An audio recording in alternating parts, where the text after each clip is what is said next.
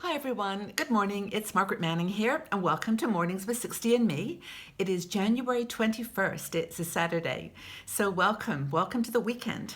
Hope you're doing great. I love the weekends. I've said this before. I actually psychologically don't think it matters at all in my life that it's a weekend or not, except that there's something about a Saturday morning that just makes you want to, sort of conquer the world. You've got a little list of things to do, and at least I do. And it's just a fun time to plan going to the movies, go out to the theater, maybe just go do some shopping or get together with friends. It's just one of those days that's full of activity and energy. I love it. So I hope you're having a great, energetic day. This is important. And I've got my tea this morning. I chose actually a nice mild tea. It's a chamomile orange blossom, and it's one of my Sirocco teas. I think it's the last one actually. It's really delicious. So I'm having my morning tea, and I hope you've got yours too. I think tea just for me, like, it starts the day. I have coffee later in the day, but tea for me in the morning is perfect. So anyway, I've got a lot planned myself for today, and I was going to talk to you today though about getting ready for things that are like important events and challenging events and how you deal with them. Now, I haven't got anything particularly challenging today, but I'm going to get out there in the world and practice my German a little bit and do some engagement in the village I live in. I think this is, for me, it is something that's quite challenging and not so scary, but it takes a little bit of gathering of my wits and facing it, getting ready. So normally the idea is that when you've got a challenging event, you kind of, you get prepared for it by doing this kind of power pose. You stand there, you put your hands on your hips, you sort of like Wonder Woman. It's like you just imagine yourself in control of the universe. And a woman called, her name was Amy Cuddy. She is a Harvard professor, and she got up on a TED talk and talked about this Wonder Woman pose. It's a power pose. Do it for 2 minutes, and you're going to reduce the cortisol, which is a stress hormone, and you're going to increase testosterone, and you are going to be unstoppable. And she was talking particularly about talking in front of people, or doing some kind of a business presentation, or meeting someone for the first time that you're not so sure about, getting that power pose first so you're ready to go. But of course, the sad thing is it doesn't work.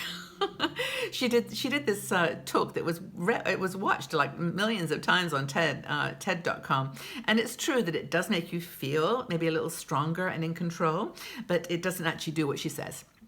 It doesn't increase your testosterone or reduce your cortisol, which is only because the test didn't prove it, but she still says it. She's not so sure, but it works for some people.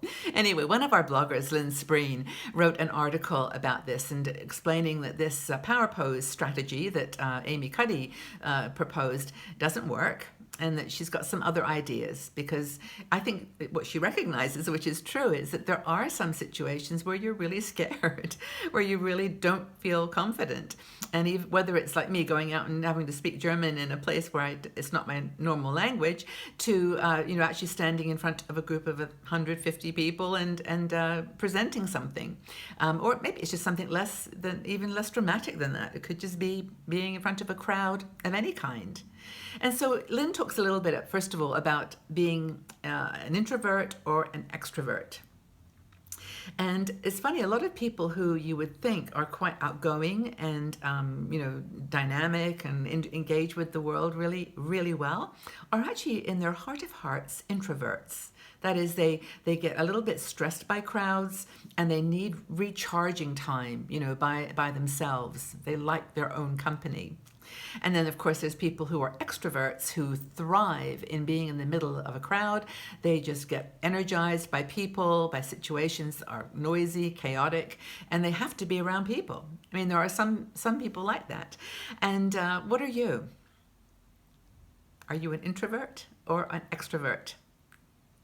I think, to be honest, if you're entirely one or the other, you would go completely crazy. So I think that it's important that you set there's a kind of in the middle person that's a little bit of an introvert and a little bit of an extrovert, both together. But I don't know. I think from my reading of questions that we've given to our 60andMe community, most women are introverts, or at least categorize themselves as an introvert.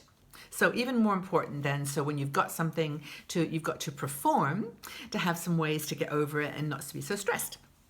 So Lynn gives some ideas, and one of the things that she says is, first of all, you've got to visualize the situation.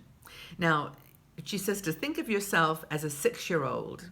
Like in your subconscious is like a little 6-year-old who's terrified and who's going to do everything they can to derail your confidence. They're going to start crying. They're going to have a tantrum. They're going to raise all the objections and make it hard for you. But she says basically create, do this sort of positive self-talk to your little child, and create a situation where there's a comfort level achieved. So she says lie down on the sofa. And imagine the scene. Maybe you're going to a wedding, for example. You're going to go somewhere where you'll be meeting new people. Just sit down on the sofa or lie down and visualize the event from the beginning to the end. You arrive. What are you wearing? What do you say? Who's going to be there? And you talk yourself through the whole situation. And you kind of take the little side roads that take you down the scary places. And you kind of see the event start to finish. And then you think, wow, I did it. I've already done it. What could happen that I haven't thought about in this exercise? So I think that's the first thing, is to visualize the activity and then, basically approach it in an upbeat and happy way. That's kind of the thing to do. And she says if it's a few days or weeks off, to actually practice that. Practice the whole scene from beginning to end. I actually don't like flying that much, so I'm going to try this next time I have to fly.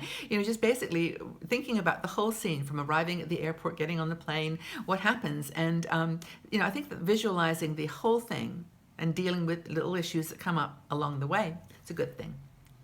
Another thing is to have a sense of purpose about what you're doing.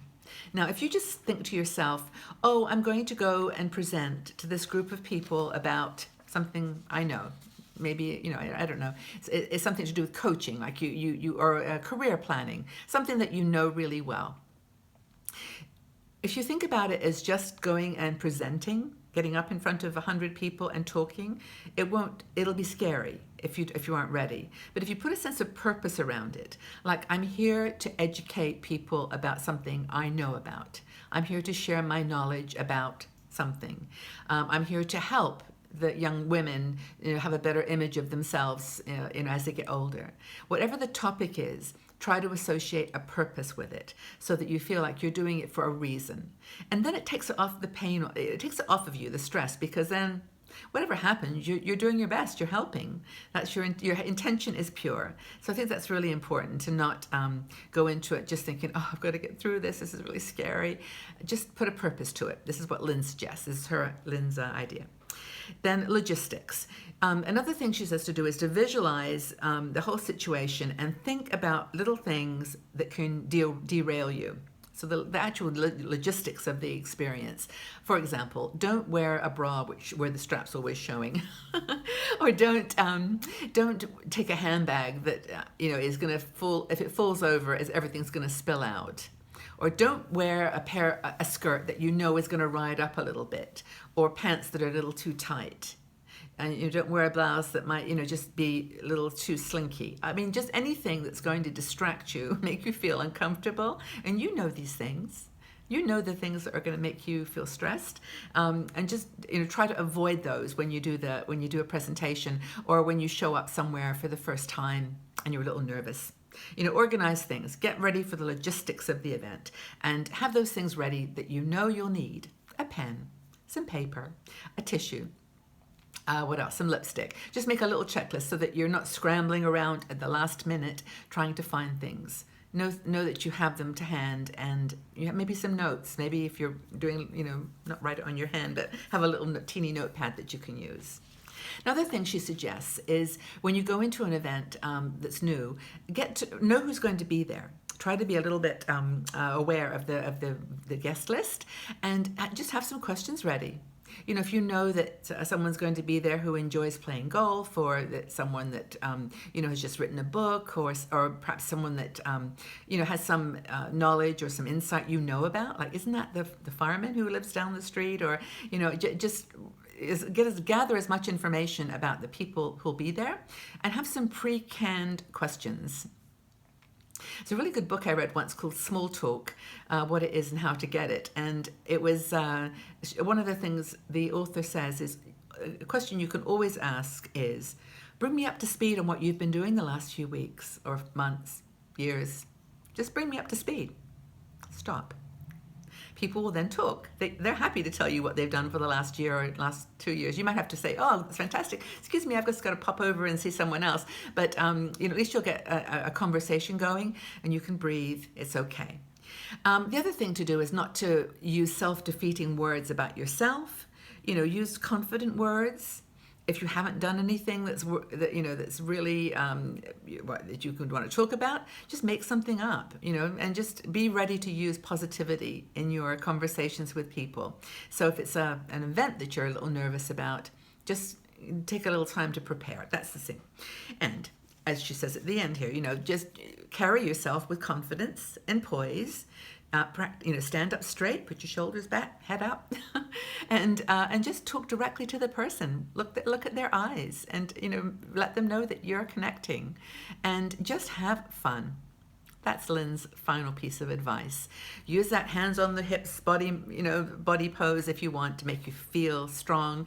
But at the end of the day, it's about connecting with people, and people are just like you. They're flawed and beautiful, and they will love you for your authenticity. That's my strategy anyway. So just whatever works for you. So thank you for listening, and I hope that was helpful in some way. I hope you have a great, great day. And I guess the thing is to have a good weekend. Really make it special. Tell a friend about 60andMe mornings and have them go up to 60andme.com/mornings. And just let as many people as you know about us, what we're doing. We're here to build a strong community of women to get us along this journey. So my question for you today is, what strategies do you use to strengthen your confidence when you're in a situation you're not sure of? How do you amp up your confidence? Let's get some ideas going. Maybe something that you do will help another woman. So please leave your comments in the section below. And I look forward to seeing you all back here tomorrow on Mornings with 60andMe. Take good care, everybody. Have a great day. Bye-bye.